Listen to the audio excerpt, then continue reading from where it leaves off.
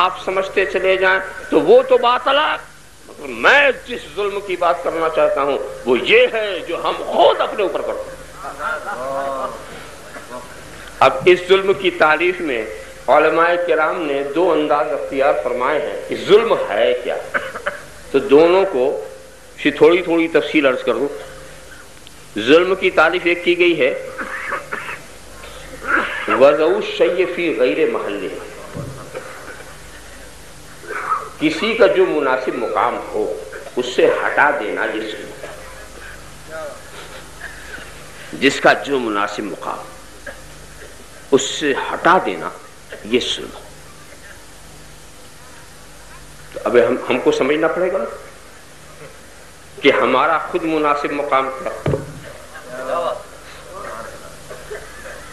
ہماری نگاہوں کا مناسب مقام کیا ہے، ہمارے کانوں کا مناسب کردار کیا ہے، ہماری زبانوں کا مناسب کردار کیا ہے، ہمارے ہاتھ پیر کا مناسب کردار کیا ہے۔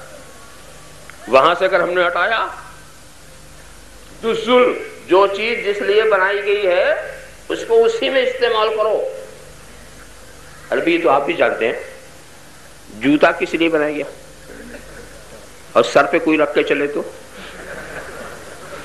ساری دنیا اسے پاگل کہے گی۔ اور ٹوپی کس لیے، سر پہ رہ کوئی پیر میں گھسیٹتا ہوا چلے تو۔ جو چیز جس کا مناسب مقام۔ گلاس کس لیے ہے، پانی پینے کے لیے، کوئی اس میں تھوکنے لگے تو۔ اور وہ گلدان کس لیے ہے، تھوکنے کے لیے، کوئی پینے لگے تو۔ ارے بھائی جس کو جس کام کے لیے بنائے گا اس سے وہی کام لو، چاہے کتنا ہی نیا گلدان کیوں نہ ہو، مراد آباد سے لے آؤ بہترین نیا، کوئی پانی مانگے اسی میں رکھ کے دے دو، کتنا بھی پیاسا ہوگا نہیں پیے گا۔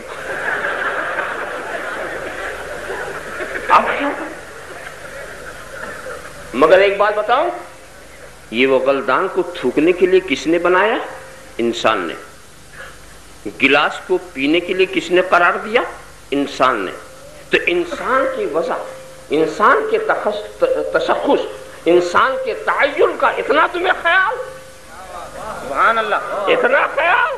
وہ جسے پینے کے لیے کہے اس میں تھوکتے نہیں، وہ جسے تھوکنے کے لیے اس میں پیتے نہیں۔ یہ انسان کی وضع کا یہ خیال، اب خدا نے جسے بنایا سبحان اللہ، اس کا تشخص، اس کا تقرر، وہ کس لیے اس نے تمہیں بنایا سبحان اللہ۔ معلوم ہوا کہ جو جس کام کے لیے ہے اس سے ہٹا تو ظلم۔ میں مثال سے، فجر کا وقت آئے گا، اب مجھے بتاؤ ایک مومن کے فجر کے وقت میں ایک مومن کا مناسب مقام مصلی ہے یا بستر؟ مصلی ہے یا بستر؟ اب اگر وہ مصلی چھوڑ کے بستر پہ پڑا رہا تو ظالم، سبحان اللہ سبحان اللہ۔ نماز کے اوقات آئے، ایک مسلمان کا مناسب کردار نماز پڑھنا کی چھوڑنا، اگر چھوڑا ظالم۔ ایک مومن کی زبان کا مناسب کردار حلال رزق لینا یا حرام، اگر حرام لیا تو زبان ظالم۔ ایک مومن کی آنکھ کا مناسب کردار کیا ہے، جائز چیزوں کو دیکھنا یا حرام چیزوں کو دیکھنا؟ اگر حرام منظر کو دیکھا تو آنکھ ظالم۔ ایک مومن کے کانوں کا مناسب کردار کیا ہے، حلال نغمہ سننا یا حرام؟ اگر ناجائز نغمہ سنتا ہے تو کان ظالم۔ سبحان اللہ۔ ذرا سا خیال کرتے چلے جائیں، جس کو جس مقام پر، یہ تو اعمال کی بات ہے، مگر نظریات کے لحاظ سے بھی اگر آپ نے کسی کو اس کے مقام سے ہٹایا تو یہ ظلم ہوگا۔ پہلے اپنا مقام سمجھو۔ ایک انسان کے کمال کی جہاں انتہا ہوتی ہے وہاں سے مومن کے کمال کی ابتدا ہوتی ہے، اور مومن کے کمال کی جہاں انتہا ہوتی ہے وہاں سے ولی کے کمال کی ابتدا ہوتی ہے، اور ولی کے کمال کی جہاں انتہا ہوتی ہے وہاں سے شہید کے کمال کی ابتدا ہوتی ہے، اور شہید کے کمال کی جہاں انتہا ہوتی ہے وہاں سے صدیق کے کمال کی ابتدا ہوتی ہے، اور صدیق کے کمال کی جہاں انتہا ہوتی ہے وہاں سے نبی کے کمال کی ابتدا ہوتی ہے، اور نبی کے کمال کی جہاں انتہا ہوتی ہے وہاں سے رسول کے کمال کی ابتدا ہوتی ہے، اور رسول کے کمال کی جہاں انتہا ہوتی ہے وہاں سے مقام مصطفیٰ کی ابتدا ہوتی ہے، وہاں سے مقام مصطفیٰ کی ابتدا ہوتی ہے۔ تو جو جس مقام والا ہے وہاں سے ہٹایا تو ظالم، مقام دیکھو تو فیصلہ کرو، جو جس مقام کا ہے وہاں سے ہٹایا، مقام دیکھ کر فیصلہ کرو۔ شکل و صورت دیکھ کر فیصلہ جاہل کیا کرتے ہیں، مقام دیکھ کر فیصلہ عالم کیا کرتا ہے۔ میں اس کو ایسے سمجھایا کرتا ہوں، ایک تختی پر لکھو 11 دو لکیر، کسی جاہل سے پوچھو ان دو لکیروں میں فرق کیا، بہت غور سے دیکھے گا، کوئی فرق نہیں، سائز ایک ہی ہے، رنگ ایک ہی ہے، شکل و صورت ایک ہی ہے، ایک ہی قلم نے کھینچا، دونوں لکیروں کو ایک ہی قلم نے کھینچا، دونوں میں کوئی فرق نہیں، کوئی فرق نہیں۔ اب کسی پڑھے لکھے سے پوچھو ان دونوں لکیروں میں کیا فرق، کہ تو نہیں جانتا یہ ایک ہے یہ دہائی ہے، یہ جو ادھر والی ہے نا وہ پہلے والی سے 10 گنا زیادہ ہے، لکیریں ایک ہے، اور اس سے کہا 111، کہا وہ ایک والی جو ہے یہ پہلی والی سے 100 گنا زیادہ، ہم نے کہا 1111 کا ادھر والی نا پہلے سے 1000 گنا زیادہ، ہم نے کہا 1,11,111 کا پہلے سے 1,00,000 گنا زیادہ۔ جاہل تو سب کو ایک سمجھتا ہے، پڑھا لکھا ایک نہیں سمجھ رہا ہے۔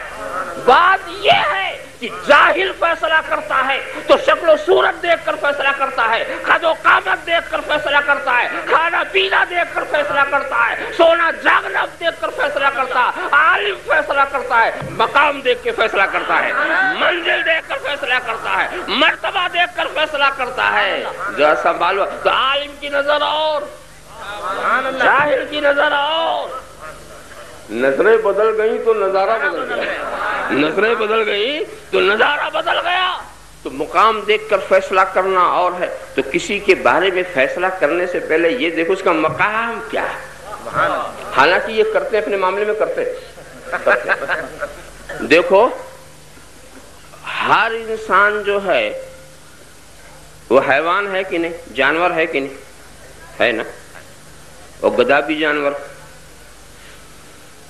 آج تک کوئی ایسا انسان ملا ہے جو اپنے کو گدھے کی طرح کہے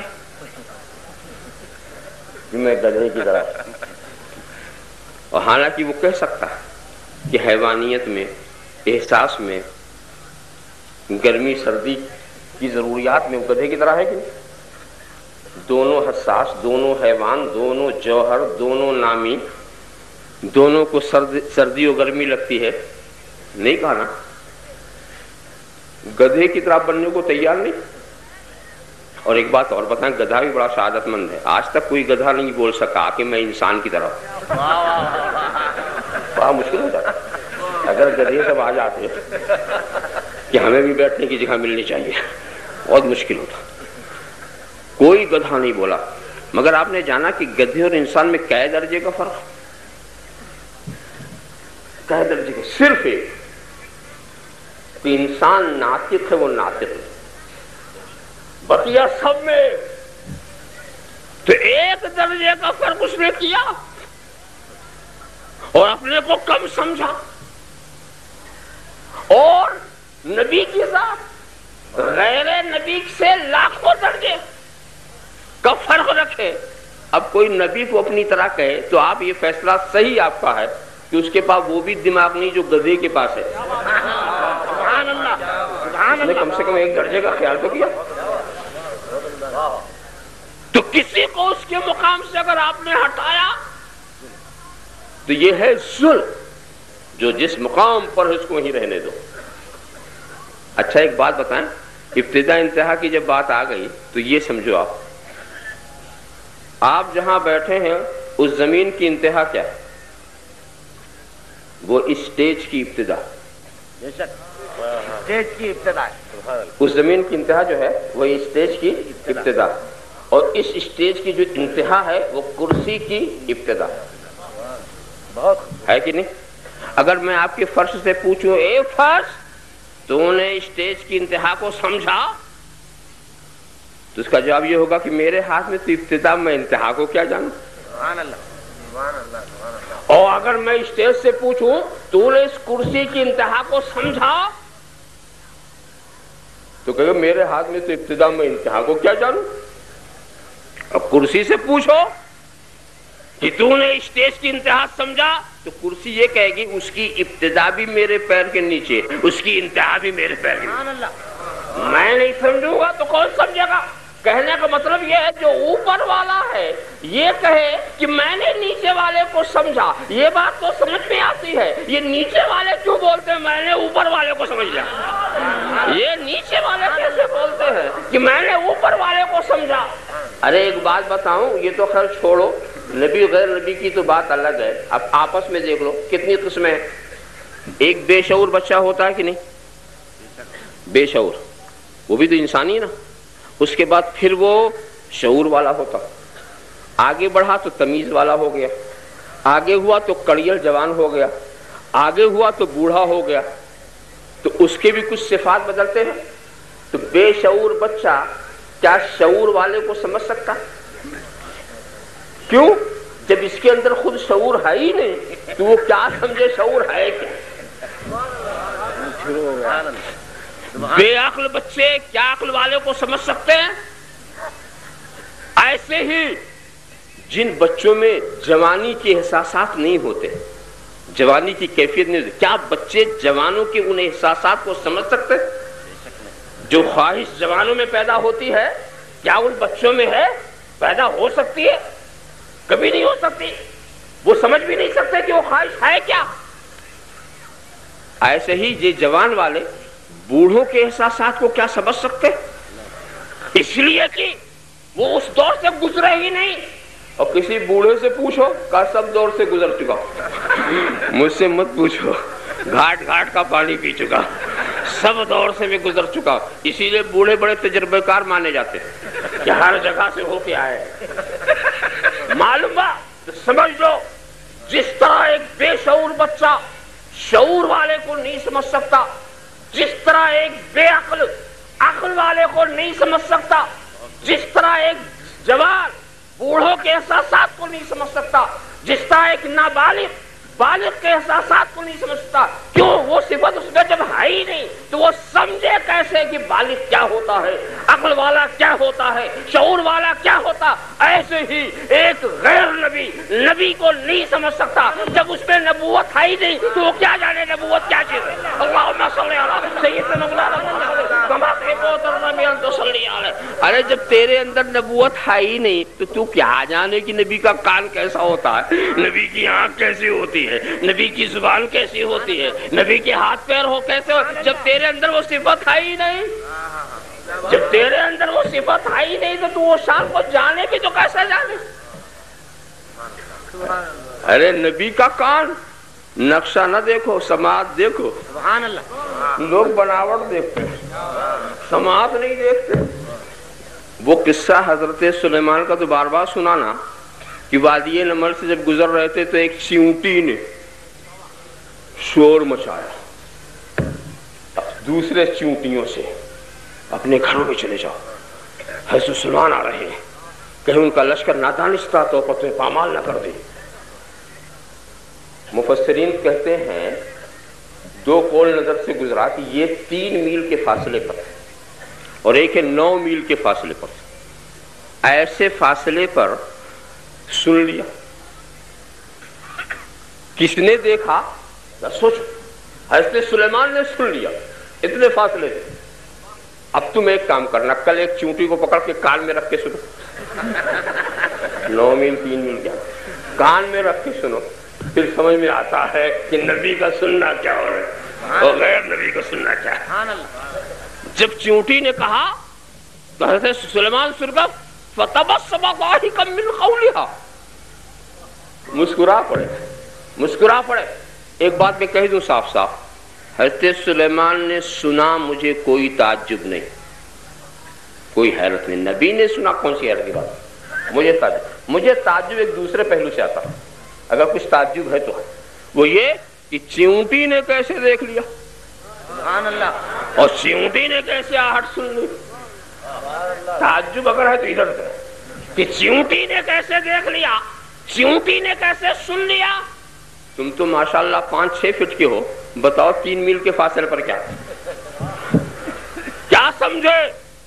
خدا قادر مطلق ہے، وہ دکھانا سنانا چاہے تو چیونٹی کو بھی دکھا سنا سکتا ہے. اپنے نبی کو دکھا سنا دے، کون سی تعجب ہے اس میں؟ کون سی تعجب کی بات ہے؟ کون سی حیرت کی بات ہے؟ تو کہنے کا مطلب یہ ہے دوستو، جس کا جو مقام ہو، جس کی جو منزل ہے، اگر اس سے آپ نے اسے ہٹایا تو یہ ظلم. بے شک بے شک. اچھا، ظلم کی ایک تعریف دوسری بھی کی گئی، وہ بہت آسانی سے سمجھ میں آنے والی. ہوا تصرف فی ملک الغیر، کسی کے غیر کی ملکیت میں آپ کا تصرف، چیز دوسری کو، اختیار آپ کا. یہ بھی ظلم ہے.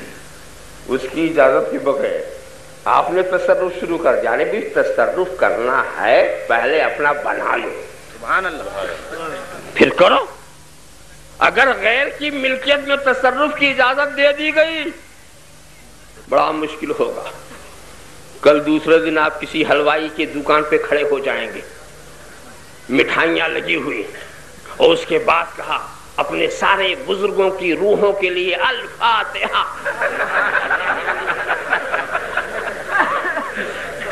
ایسے فاتحہ کرنے سے فائدہ نہیں پہنچتی، پہلے اپنا بنا.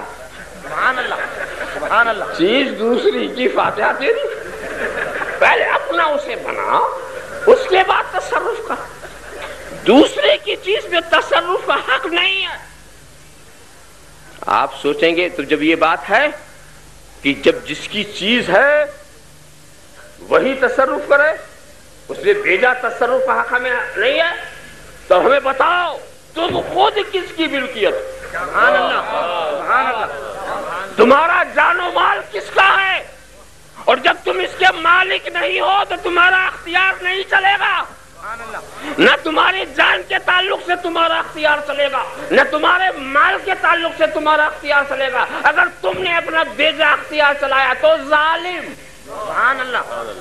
نہیں چل سکتا، نہ تمہارا مال تمہارا، نہ تمہارا. اور بھی دیکھیے رب تبارک و تعالیٰ تمہارے مال و جان کی قیمت کو نمایاں بھی کر رہا. اور دیکھ کرم والا ہے، کرم دیکھو.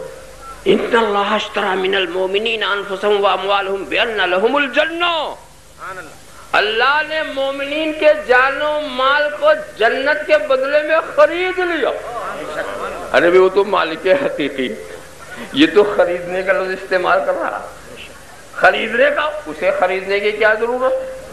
وہ تو مالک حقیقی ہے، اسے خریدنے کی ضرورت کیا ہے؟ مگر مالک حقیقی تمہارے مال اور جان کی عظمت کو دکھانے کے لیے تیری جان اور تیرا مال اتنا عظیم ہے کہ خدا بھی خریدار ہے. خدا بھی خریدار ہے. ذرا سا الفاظ دیکھیے کیسے اس نے استعمال فرمایا. تو تم جب بک گئے تو نہ تمہارا مال تمہارا رہا، نہ تمہاری جان تمہاری رہی. اب جو جس نے تمہیں امین بنایا وہ جہاں کہے وہاں مال لگاؤ، وہ جہاں کہے وہاں جان لگاؤ. اپنی مرضی سے مرو گے حرام موت ہوگی. اپنی مرضی سے مرو گے تو حرام موت ہوگی. اور اس کے کہنے سے جان دو گے ہمیشہ کی زندگی مل جائے گی. اس کے کہنے سے جان دو گے تو ہمیشہ کی زندگی مل جائے گی. اپنی مرضی، مال خدا کا، اختیار تیرا. مال خدا کا اور اس سے پیو شراب، مال خدا کا اس سے کھیلو جوا، مال خدا کا اور اس سے غلط کام کرو. یہ ظلم، یہ ظلم. تم بک چکے. کہیں آپ یہ نہیں کہیں کہ ہم نے کہاں بیچا. آپ دیکھو کسی مارکیٹ میں نہ ہم نے اپنا مال لگایا نہ جان لگائی. ہم بیچا کب؟ ایک طرفہ سے خریداری ہو جاتی. ہم بھی تو راضی ہونا. ہم نے کب بیچا؟ نہیں دوستو آپ بیچ چکے. ارے بھائی ہم نے تو جنت دیکھی بھی نہیں, بیچا کب؟ ایسا تو بیچنے والا کہیں نہیں ملتا بغیر دیکھے بیچنے کا. بغیر دیکھے نہیں. یہ بات تو صحیح ہے کہ دیکھنا چاہیے دونوں طرف کا مال, بیچنے کے لیے تو ضروری ہے, مگر یہ ضروری نہیں کہ تم ہی دیکھو. سبحان اللہ, سبحان اللہ. دیکھو ایک طریقہ یہ ہے نا, میں کسی کو اپنا وکیل بنا دوں, اب وہ جا کے خریدے یہ میرا ہی خریدنا ہو, بے شک, اور وہ جا کے بیچے تو میرا ہی بیچنا ہو, بے شک, کیونکہ وہ میرا وکیل. تو یہ ضروری نہیں کہ میں ہی دیکھوں, وکیل بھی دیکھ لے گا تو کام چل جائے گا. تو سنا, تم نے رسول عربی کا کلمہ پڑھ کر ان کے وکالت نامے میں دستخط کر دیا. سبحان اللہ. وہ تمہارے وکیل مطلق ہیں, وہ تمہاری جان کو بھی دیکھ رہے ہیں, جنت بھی دیکھ چکے ہیں, جنت بھی دیکھ چکے ہیں. انہوں نے بیچا, خدا نے خریدا. سبحان اللہ. تم بک چکے ہو. جب بک چکے ہو اب نہ تمہارا مال تمہارا, نہ تمہاری جان تمہارا. اب اگر خدا کی مرضی کے خلاف تم نے مال و جان کا استعمال کیا تو تم ظالم, اور یہ ظلم وہ ہے جو تمہاری آخرت برباد کرتا ہے. یہ ظلم وہ ہے جو آخرت برباد کرتا ہے. مگر دوستو قربان جاؤ خدا کی مہربانی پر, ہم جیسے ظالموں کو بھی وہ مایوس نہیں کرتا. ہم ایسے ظالموں کو کہ ظلم کرنے والوں, ظلم پر ظلم کیے جا رہے ہو, ظلم پر ظلم کیے جاؤ, مایوس مت ہو. دیکھو ایک درخت کا پتہ ہم بتا رہے ہیں, وہاں آؤ. یہ جنہوں نے اپنے نفسوں پر ظلم کیا, یہ محبوب ایسا ہوتا کہ تیری بارگاہ میں آتے اور پھر خدا سے مغفرت چاہتے, اور پھر رسول بھی ان کے لیے دعائے مغفرت فرماتا, تو یہ اللہ کو توبہ قبول فرمانے والا مہربان پاتے. سبحان اللہ. ذرا سا دیکھو نبی کی بارگاہ میں, بتائیے ظلم جو آپ نے کیا ہے وہ خدا کی نافرمانی کی ہے, یہی تو ظلم ہے. تو نبی کے پاس جانے کی کیا ضرورت ہے؟ بہترین بہت. کیا یہاں سے خدا نہیں سنتا؟ نبی کے پاس کیوں بلایا؟ اس میں تو ایک نقطہ مجھے یہ سمجھ آتا کہ سنو معاملہ ایسا ہے کہ تم خدا ہی کے گنہگار نہیں ہو, سبحان اللہ, تم مصطفیٰ کے بھی گنہگار. سبحان اللہ. جب دونوں کے گنہگار ہو تو تمہیں وہاں بلایا جائے گا جو در مصطفیٰ بھی ہو در خدا بھی ہو. سبحان اللہ. ایسی جگہ نہیں بلایا جائے گا جو صرف خدا کا در ہو, ایسی جگہ بلایا جائے گا جو در مصطفیٰ بھی ہو در رحمت الہی بھی ہو. تو تمہیں نبی کی بارگاہ میں بلایا گیا, جب دونوں کے گنہگار تو دونوں کے در پر آئے نا. اور جب یہاں آ کر تم نے دعا کی, خدا سے مغفرت چاہی, ابھی مغفرت نہیں آ رہی, تمہارا کام تو پورا ہو گیا. تم نے خدا سے مغفرت چاہی, اب رسول بھی تمہارے لیے مغفرت چاہے. سبحان اللہ. واستغفر لهم الرسول, اور جب رسول نے مغفرت چاہی تو یہ دلیل ہے کہ رسول نے اپنے گنہگار کو معاف کر دیا. سبحان اللہ. یہ دلیل ہے کہ رسول نے اپنے گنہگار کو معاف کر دیا, اور جب مصطفیٰ نے معاف کیا لوجد اللہ توابا رحیما, اب اللہ بھی توبہ قبول فرمانے والا مہربان ہوگا. سبحان اللہ. آؤ مصطفیٰ کی بارگاہ میں دعا کرو. کہیں آپ یہ نہ کہیں کہ یہ بڑا مشکل مسئلہ ہو گیا کہ جب غلطی کرو تو مصطفیٰ کی بارگاہ میں جاؤ, تو کہاں ہم بار بار جا پائیں گے؟ مدینہ شریف اتنا قریب تو ہے نہیں, اور سفر کے کچھ اتنے اصول سخت سے سخت کیے جا رہے ہیں کہ پہنچنا اور بھی مشکل. مگر دوستو کیا پیاری بات کہی, اگر یہ کہتا کہ ظلم کرنے والے مدینے آؤ تو مشکل تھا. سبحان اللہ. سبحان اللہ. مدینہ نہیں بلایا, سبحان اللہ. مصطفیٰ کے پاس بلایا. سبحان اللہ. مصطفیٰ کے پاس بلایا. تم یہ کیسے سمجھتے ہو کہ مصطفیٰ تم سے دور ہے؟ سبحان اللہ. النبی اولی بالمؤمنین من انفسہم, ہم مدینے نہیں بلا رہے, اس کے پاس بلا رہے جو تیری جان سے زیادہ قریب ہے. ہم اس کے پاس بلا رہے ہیں جو تیری جان سے دل پہ دلدار کی ہر وقت نظر رہتی ہے. ان کی سرکار میں کچھ بھی نہیں نیت کے سوا, ان کے سرکار میں کچھ بھی نہیں نیت, بس توجہ ہے. یہاں ہو مدینے کے خیال میں ہو تو تم مدینے میں ہو, اور مدینے میں رہ کے ادھر کا خیال ہے تو پھر مدینے سے باہر ہو, پھر مدینے سے باہر ہو. دل پہ دلدار کی ہر وقت نظر رہتی ہے, ان کی سرکار میں کچھ بھی نہیں نیت کے سوا. مجھ پر ایک واقعی ایک واقعہ یاد آ گیا، کسی بزرگ سے مرید نے پوچھ لیا، بزرگ نے اپنے مرید سے پوچھ لیا کہ بیٹے یہ بتاؤ مومن کا دل کہاں رہتا؟ سبحان اللہ. مومن کا، تو اس نے کہا حضور بائیں سائڈ میں رہتا. کہا بائیں سائڈ میں تو کافر کا بھی دل رہتا، میں پوچھتا ہوں مومن کا دل کہاں رہتا؟ گھبرا گیا. پھر پوچھا یہ بتا عارف کا دل کہاں رہتا؟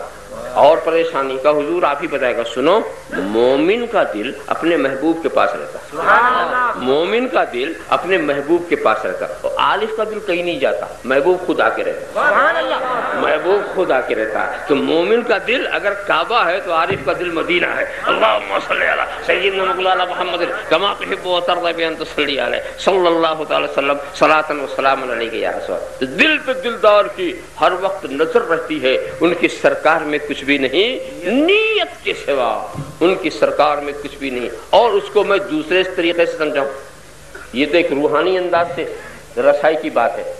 دوسرے انداز سے یہ ہے کہ دیکھیے آپ تو اچھا ہوا کہ یہ نہیں کہا کہ گناہگاروں توبہ کرنا چاہو تو کعبے میں آنا، مسجد حرام میں آنا، فلاں جہاں آنا.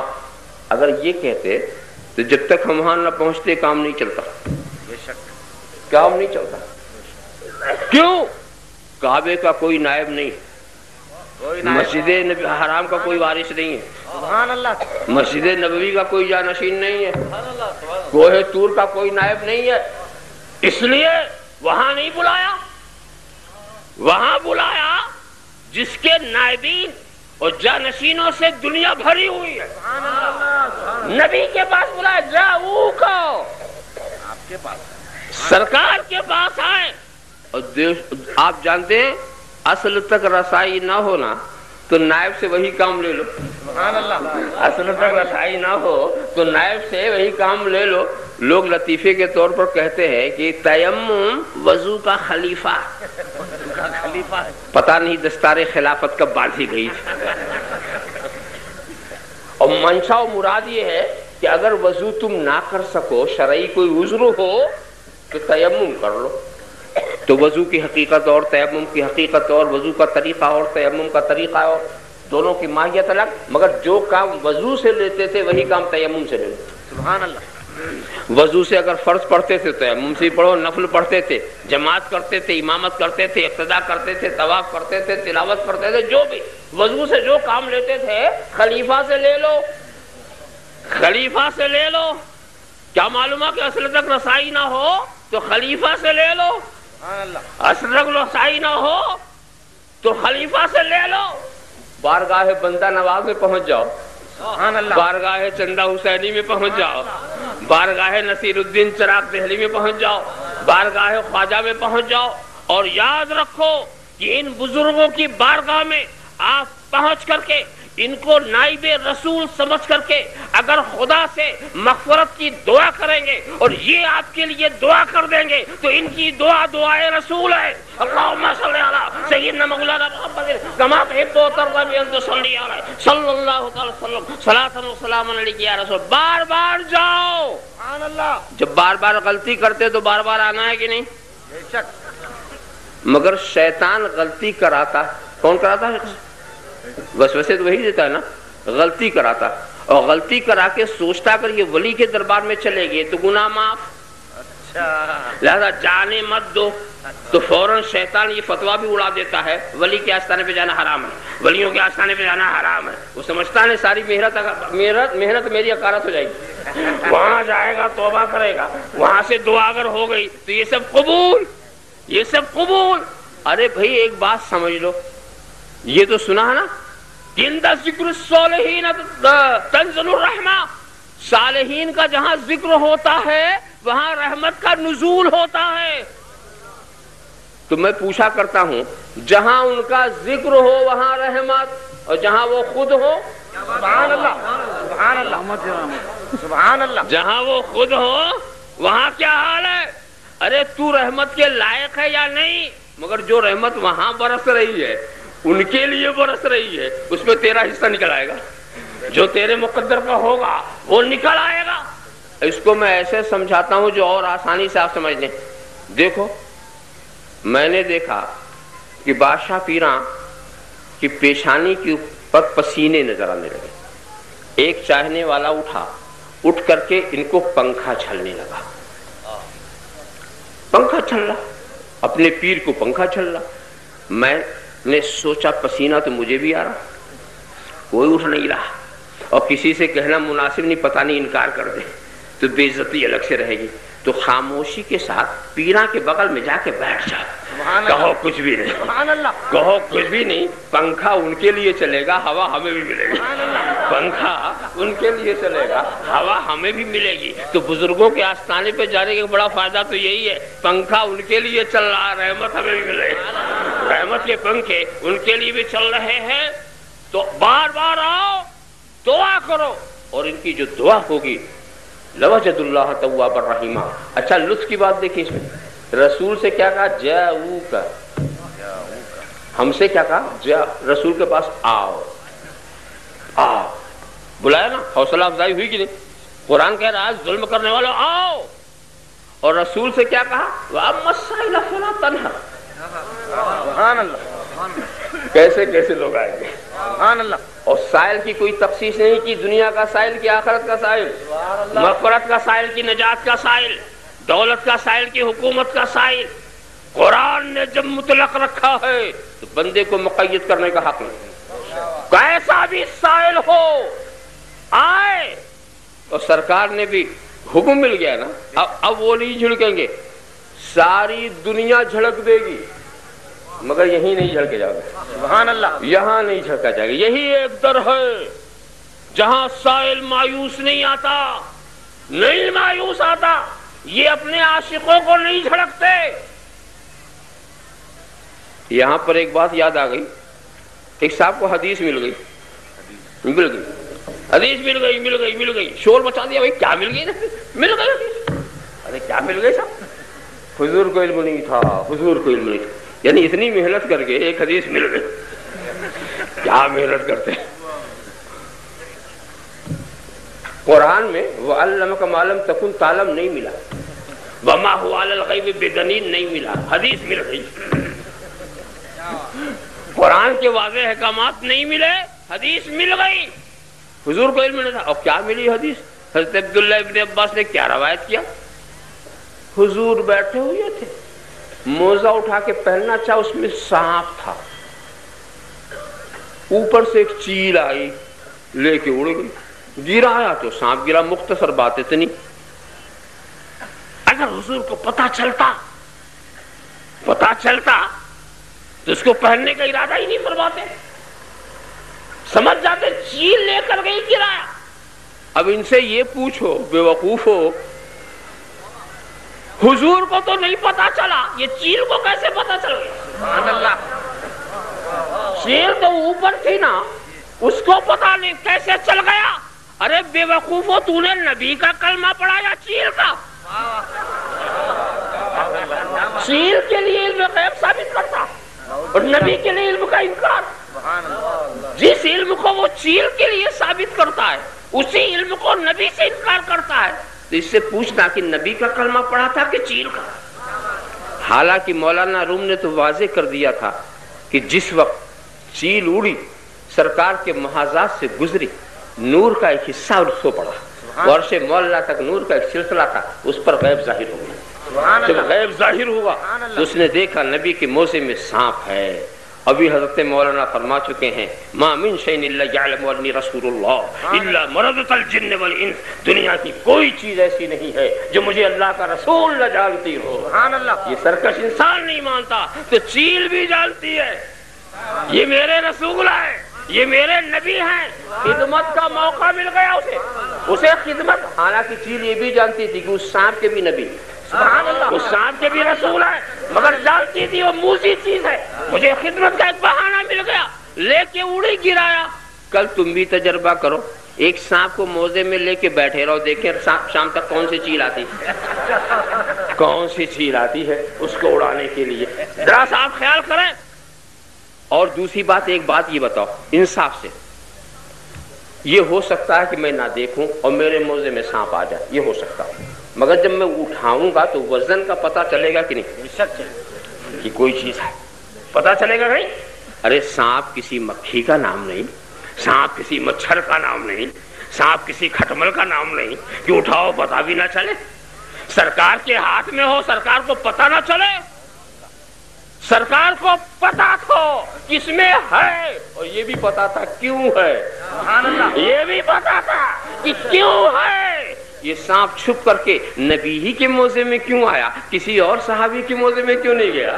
ये नबी ही की मौजे में। हो सकता है इसने गारे सौर वाले सांप की हिकायत सुन रखी हो, गारे सौर वाले सांप की हिकायत सुन रखी हो। वहां भी एक सांप हजरत सुलेमान के जमाने से नबी का इंतजार करता था, वहां इंतजार, और बहुत सारे सुराख बना रखे थे कि इम्तिदाद जमाना से अगर कोई सुराख बंद भी हो जाए तो दूसरा रास्ता निकलने का था। मगर मामला ऐसा था कि नबी तन्हा ने आपकी हिकायत सुन रखी हो। वहां भी एक सांप हजरत सुलेमान के जमाने से नबी का इंतजार करता था, वहां इंतजार, और बहुत सारे सुराख बना रखे थे कि इम्तिदाद जमाना से अगर कोई सुराख बंद भी हो जाए तो दूसरा रास्ता निकलने का था। मगर मामला ऐसा था कि नबी तन्हा नहीं थे, एक आशिक वहां इंतजार कर रहा था, एक आशिक साथ जा रहा था, एक आशिक साथ जा रहा था, और वहां दो आशिकों का मामला हो गया। साथ जाने वाले आशिक ने सारे सुराख को बंद कर दिया, और जब एक सुराख नहीं बंद हुआ वहां अंगूठा टेक दिया।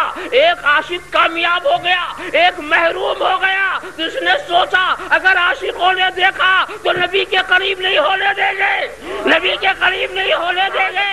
नबी के मौजे में पहुंचा था, नबी के कदमों से निस्बत हासिल करने के लिए नबी ये जानते थे, इसीलिए नहीं झिड़का। नबी अपने आशिक को नहीं झड़कते, नबी अपने आशिक को नहीं झड़कते। अल्लाहुम्मा सल्ली अला सय्यिदना मुहम्मद कमा तुहिब्बु व तर्ज़ा सल्ली अलैहि। यही वो दर है जहाँ कोई नहीं झुलका जाता। ऊंट फरियाद लेके आए वो भी सुनते हैं, दरख्त फरियाद लेकर आए वो भी सुनते हैं, दरिया फरियाद लेकर आए वो भी सुनते हैं, कोई भी फरियादी बल।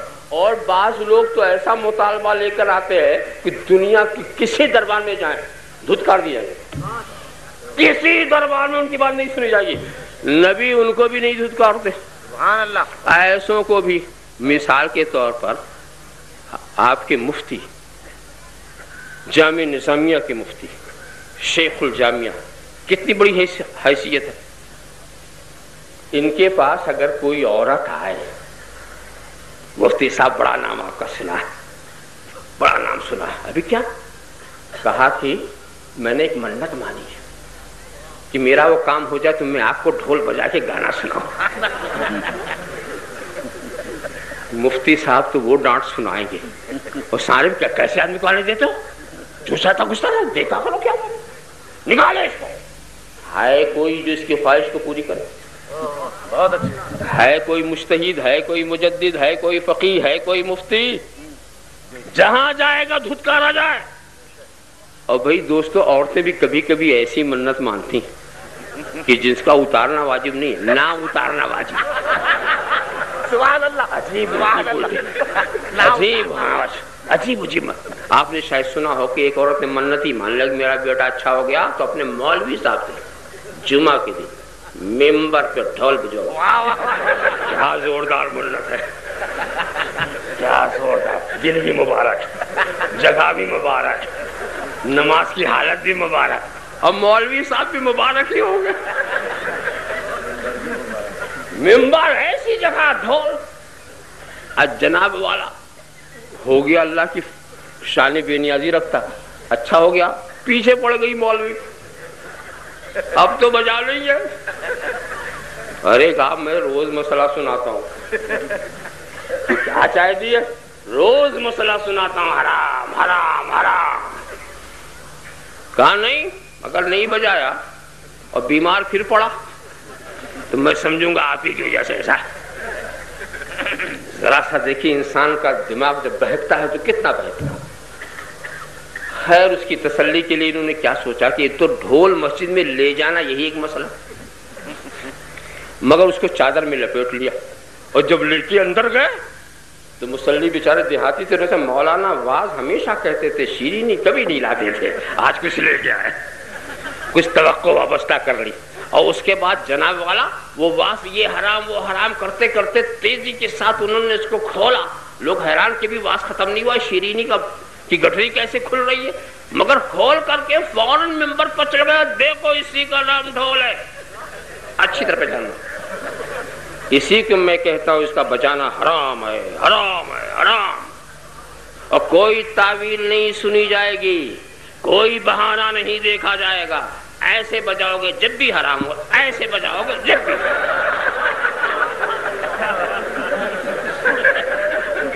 دیہاتیوں نے سمجھا کہ تھیوری مولانا ہمیشہ سنا رہے تھے، آج پریکٹیکل ہو رہا، وہ کچھ سمجھ نہ پائے اور آ کر بیوی سے کہا کہ خدا رہا اب ایسی منت نہ ماننا، آج عزت بچا لیے، گاؤں چھوڑنا پڑ جائے گا۔ دوستو ایسی منتوں کو کون پوری کر سکتا ہے؟ مگر یقین جانو ہمارے سرکار کی بارگاہ میں ایک خاتون آئی تھی، انہوں نے کہا تھا سرکار میں نے یہ منت مانی ہے کہ فلاں غزوے سے جب آپ آئیں گے تو میں دف بجا کر کے آپ کو گانا سناؤں گی، کوئی بھی ہوتا مایوس کر دیتا، مگر یہ وہ رسول ہے جن کا قول بھی قانون الہی ہے، جن کا فعل بھی قانون الہی ہے، حق نافذ ہے تیرا، سیف تیری خامہ تیرا، دم میں جو چاہے کرے، دور ہے شاہ تیرا، اس کو اجازت دے دی۔ یہی وہ ہیں جو مایوس نہیں کرتے، مایوس نہیں کرتے۔ ایسے ہی جناب والا آپ کے شہر کے مفتی کے پاس ایک پہنچ گئے صاحب، اے مفتی صاحب، کیا بھی کیا کہ میرے اندر 4 عیب ہیں، 4 عیب ہیں، تو پہلے سے میں جھوٹ بولتا ہوں۔ پہلے جھوٹوں کی اتنی کمی تھی کہ ایک بولا تو نظر آ گیا، اب سچوں کی اتنی کمی ہے۔ کسی زمانے میں کہتے ہیں مسلمان اور جھوٹ بولے، اب تو کہنے کو جی چاہتا مسلمان اور سچ بولے۔ کچھ ایسا رنگ بدلا ہے کہ پہچانے نہیں جاتے، کچھ ایسا رنگ بدلا ہے کہ پہچانے نہیں جاتے۔ یہ میرے دل کے ٹکڑے ہیں کہ تیرے تیر کے ٹکڑے۔ ہاں مولانا میں جھوٹ بولتا ہوں، اچھا پھر کہ مولانا چوری کی بھی عادت ہے۔ مولانا نے جیب کو سنبھالا، کہا پیچھے ہٹ کے بیٹھ۔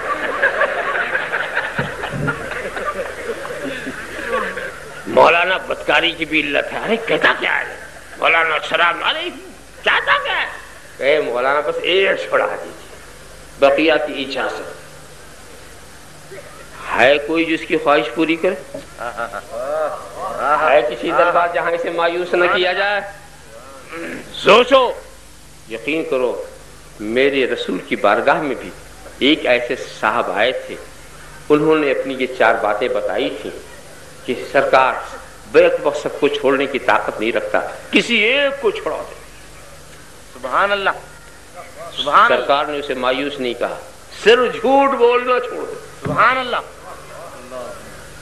اب ساری چیزوں کی اجازت لے کے جا رہا، سرکاری اجازت۔ ہاں سرکاری اجازت۔ اب چوری کرے گا تو حد نہیں لگے گی، اب بدکاری کی حد نہیں لگے گی، اجازت لے کر آ رہا۔ کتنا خوش ہوا ہوگا اس وقت کہ سب کی اجازت۔ مگر دوستو ہم عالم خیال میں بارگاہ رسول میں پہنچ گئے۔ اے اللہ کے رسول آپ خوب جانتے ہیں کہ عیب کی 2 قسمیں ہیں، ایک عیب وہ ہے جو نگاہ شریعت میں عیب ہے، اور ایک عیب وہ ہے جو نگاہ کائنات میں عیب ہے۔ سبحان اللہ۔ نماز نہ پڑھنا عیب ہے مگر نگاہ شریعت میں، روزہ نہ رکھنا عیب ہے مگر نگاہ شریعت میں، صاحب نصاب کا زکات نہ دینا عیب ہے مگر یہ بدکاری، یہ تو ساری کائنات کے نسبت، یہ شراب نوشی، یہ چوری، یہ تو خبائث ہے۔ تو مسلمان تو کچھ نہ بولے گا، مگر یہودی عیسائی اگر یہ اعتراض کریں یہ کیسے رسول ہے جو خبائث کی اجازت دیتے ہیں؟ یہ کیسے رسول ہے جو خبائث کی اجازت دیتے ہیں؟ دوستو ابھی یہ میرا سوال بھی پورا نہیں ہوتا کہ جواب ملتا، نادان اجازت دیکھتا ہے، اجازت دینے والے کو نہیں دیکھتا۔ سبحان اللہ۔ ارے اس نے یہ سمجھا سوچا ہے کہ ہم ایک ہی چھوڑیں گے، اور ہم نے طے کیا ہے ہم چاروں کو چھڑا کے رہیں گے۔ وہ سمجھتا ہے کہ دل کا مالک وہ ہے، دل اس کے پہلو میں ہے، میرے اختیار میں، دل اس کے پہلو میں ہے، اختیار میں میرے ہے۔ اور ہوا دوستو یہی منظر کہ جس گناہ کے قریب ان کا خیال پیدا ہوتا ہے، پھر خیال آیا کہ اگر ہم رات کو چوری کرتے ہیں، صبح صحابہ کی بارگاہ میں پہنچے، جھوٹ تو نہیں بولنا، کیسے کہیں گے کہ ہم نے چوری کیا، لاؤ اسے چھوڑ ہی دیا گیا۔ جب کسی اور گناہ کا خیال آتا ہے، پھر یہی خیال آتا ہے۔ مختصر یہ دوسرے دن پلٹ کے آ کے کہتے ہیں اے اللہ کے رسول، آپ نے ایک ہی چھوڑایا تھا، مجھے سب چھوڑنا پڑ گیا، مجھے سب چھوڑا، حکم نافذ ہے تیرا، سیف تیری خامہ تیرا، دم میں جو چاہے کرے، دور ہے شاہ تیرا۔ ایک صاحب اور پہنچ گئے آپ کے مفتی صاحب کے پاس، پہنچ گئے، مولانا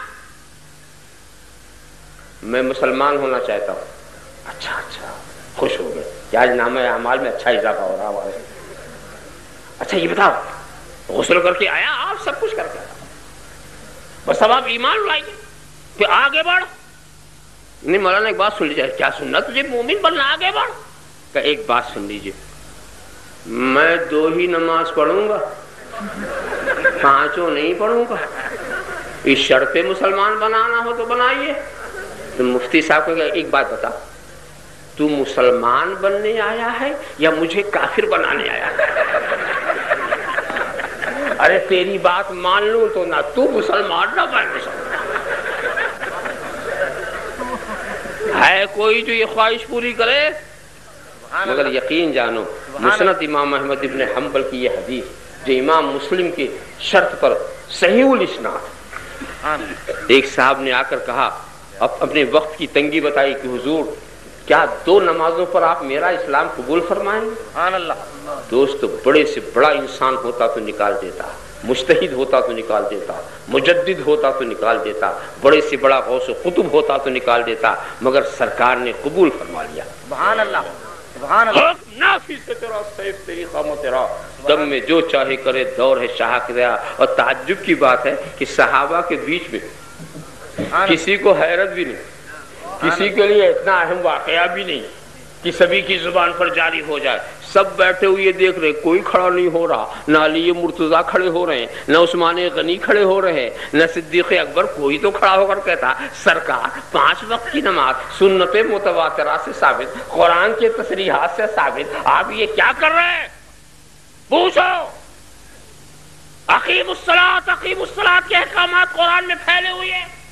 دوستو جب صحابہ سے پوچھو گے تو کہا کہ ارے نادان، ہم نے قرآن رسول سے سیکھا ہے، ہم نے رسول سے سیکھا ہے۔ جس قرآن نے اقیم الصلاۃ، اقیم الصلاۃ کہا ہے، اسی قرآن نے اطیعوا الرسول، اطیعوا الرسول کہا ہے۔ اس کا مطلب صاف یہ ہے کہ میں نے 5 فرض کر دیا، اب یہ جس سے جتنا پڑھائیں، یہ جس سے جتنا پڑھائیں، اطیعوا الرسول، اطیعوا الرسول۔ نافذ ہے تیرا، سیف تیری خامہ تیرا، دم میں جو چاہے کرے، دور ہے شاہ تیرا۔ ایسے ہی ایک صاحب اور آ گئے، مفتی صاحب غلطی ہو گئی۔ کیا؟ میں روزے کی حالت میں تھا، بیوی سے قربت ہو گئی۔ اچھا کفارہ ادا کر۔ کیا کفارہ؟ غلام آزاد کر۔ مفتی صاحب میرے پاس تو کوئی غلام نہیں، تو ایسا کر 60 مسکینوں کو کھانا کھلا۔ ارے مفتی صاحب میں تو ایک کو بھی نہیں کھلا پاؤں گا۔ اچھا ایسا کر مسلسل 60 روزے رکھ لے۔ اے مفتی صاحب ایک روزے کا حال تو آپ سن چکے۔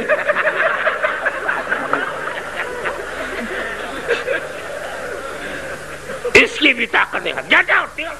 کہاں سے گھسا ہے کوئی جو اس کی آرزو کو پوری کر دے؟ سبحان اللہ، سبحان اللہ۔ ہے کوئی جو اس کی آرزو کو پوری کر دے؟ دوستو ایسے ہی ایک صاحب رسول کی بارگاہ میں آئے تھے اور انہوں نے اپنی یہ بات کہی تو سرکار نے پہلے تو قرآن کا حکم بتایا، اور سرکار نہ بتاتے تو آنے والا صحابی قرآن کا حکم جانتا تھا۔ بے شک، سبحان اللہ، قرآن کا حکم جانتا تھا۔ وہ نبی کے پاس کیوں آیا؟ حکم قرآنی میں ہیبت و جلال الہی کے منظر تھے۔ سوچا چلو رحمت کی بھیک کہیں اور سے لے، چلو رحمت کی بھیک کہیں اور سے لے۔ یہ تو جلال و ہیبت والا قانون ہے، اور سرکار کا جو ذمہ داری تھی، جو فریضہ نبوت تھا، پہلے ادا کیا۔ غلام آزاد کر، سرکار طاقت نہیں۔ مسکینوں کے کھلا، سرکار طاقت نہیں۔ اچھا مسلسل روزے رکھ لے، سرکار طاقت نہیں۔ سب بیٹھ جا، سبحان اللہ، بیٹھ جا۔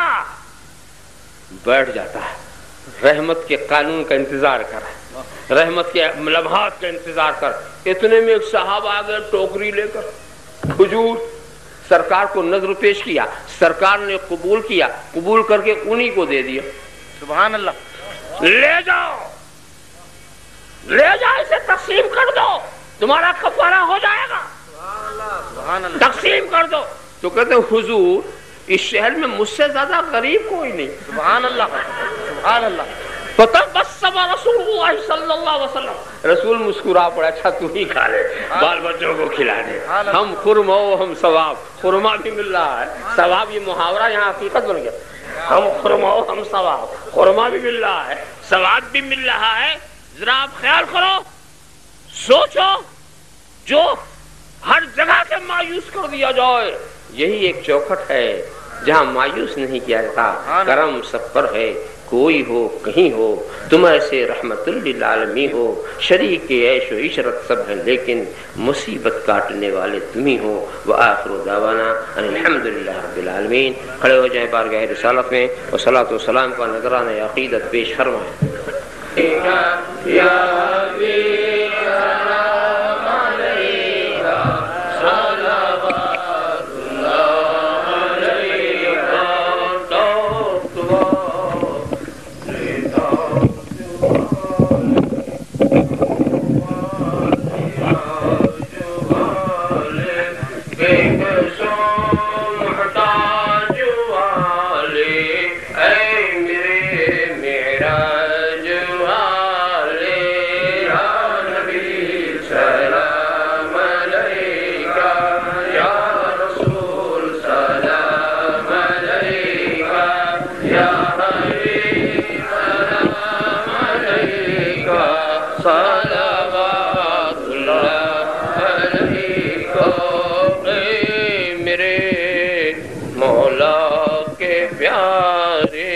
نور کی آنکھوں کے تارے اب کسے سید پکارے، تم ہمارے ہم تمہارے، یا نبی سلام علیکہ، یا رسول سلام علیکہ، یا حبیب سلام۔ ایمان و امان و تندرستی مستحفظات کے یا لائق کرم، اس نقطۂ نظر سے خدا را ہم کو دیکھ، دامن میں میرے کیا ہے گناہوں کے ماں سوا، اے رحمت دوام تو اپنے کرم کو دیکھ۔ خدا جس میں جب تک کہ میری جان رہے، اس کے صدقے تیرے محبوب کے قربان رہے، خوش رہے یا نہ رہے، پر یہ دعا ہے مولا، نظر کے وقت سلامت میرا ایمان رہے۔ اللہم انا نعوذ بفتح القدیم وطولک العظیم ولطفک الحمیم، اللہم ادفع عنا البلاء والوباء بحرمت عبادک المقربین من الانبیاء والمرسلین والشہداء والصالحین والابدال والاولاد اجمعین، ان اللہ وملائکتہ یصلون علی النبی یا ایھا الذین آمنوا صلوا علیہ وسلموا تسلیما، اللہم صل علی سیدنا محمد وعلی سیدنا محمد کما تحب وترضى لا اله الا خوف عليهم ولا هم يحزنون الذين آمنوا وكانوا يتقون۔ حسبنا الله، حسبنا الله، حسبنا الله ونعم الوكيل ونعم المولى ونعم النصير۔ سبحان ربك رب العزة عما يصفون، وسلام على المرسلين والحمد لله۔